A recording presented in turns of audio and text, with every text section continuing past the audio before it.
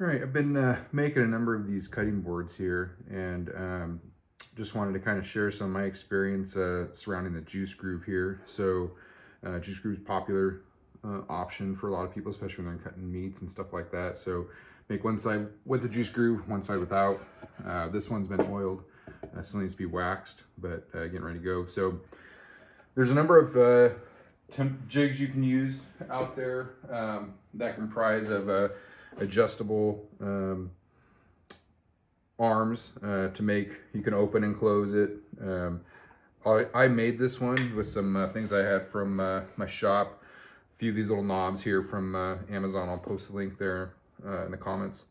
And then a couple things I learned on my first one. One is I need to stay out of these little grooves here, my adjustable slots that I can open and close this to fit a number of different size boards.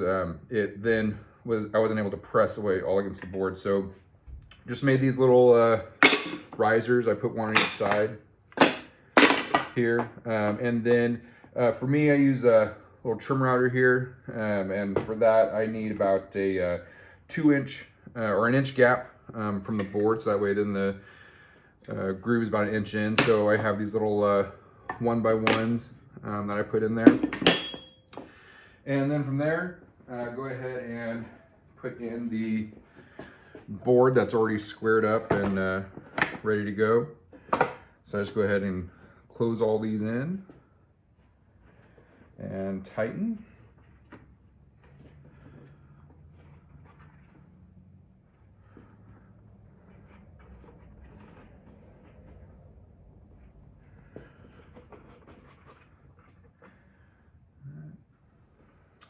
And then for me personally, I like to clamp it down to the table I'm working with, because I press against the outside to get a real nice smooth groove on the outside. So use clamp for that.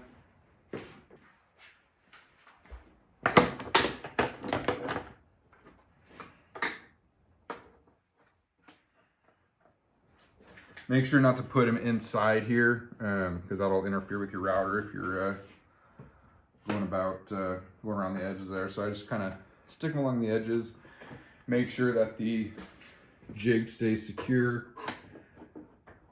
doesn't move on me.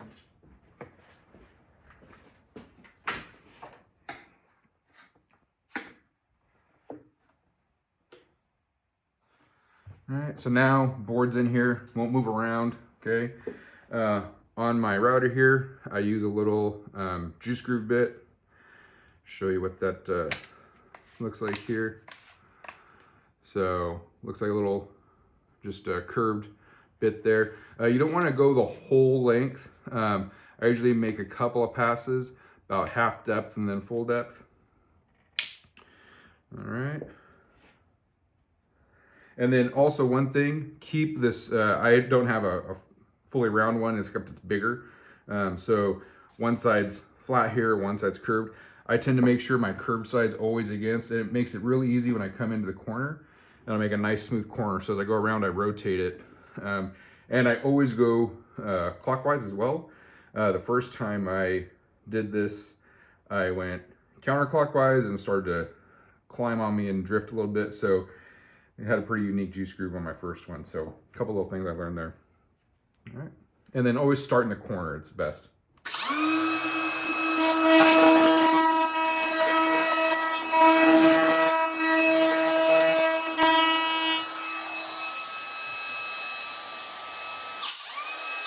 All right, so there's the first pass, kind of lightly grooved.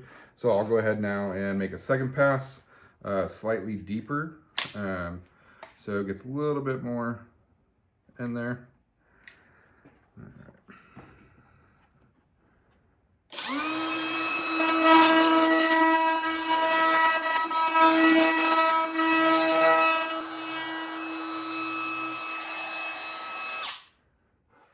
There you go. Now, juice groove, no wandering, went around the clockwise, and then always make sure to keep moving. Don't stay in any one spot so you don't get too many burn marks. Little one right there. Have to sand down a little bit. And then make sure this is clamped down. Always putting pressure against the edge as you're moving along. If you have a base like mine, where it has a flat edge, just always make sure to keep that rounded edge out there and twist it as you kind of go into the corners to make sure your flat edge is always pointed in to the inside of the board. And then yeah, this jig cost me maybe $10 with some of these knobs and inserts. Plywood I just had sitting around. And make the jig, I just kind of did drilled one hole on one end, another hole on the other end, and just a jigsaw or a small circular saw to make the groove. That way it would go ahead and give me a sliding item. And then make sure that they're all the same height, so that way it sits pretty square on your table, or pretty flat on your table. And thank you very much.